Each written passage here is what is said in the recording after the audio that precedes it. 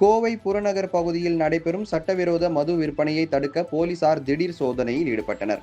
கோவை மாவட்டம் சூலூர் காவல் நிலைய எல்லைக்குட்பட்ட புறநகர் பகுதிகளில் உள்ள தாபா உணவகங்களில் தமிழக அரசின் மதுபானம் சட்டவிரோதமாக விற்பனை செய்யப்படுவதாக போலீசாருக்கு புகார்கள் வந்தன.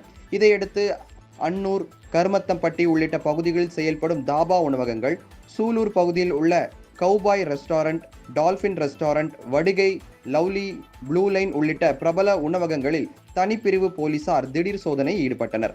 மேலும் தலைமறைவாக இருக்கும் குற்றவாளிகள் மற்றும் சரித்திர பதிவேடு குற்றவாளிகள் யாரேனும் தாபா உணவகங்களில் பணியாற்றுகிறார்களா என்பது குறித்தும் போலீசார் ஆய்வு நடத்தினர்.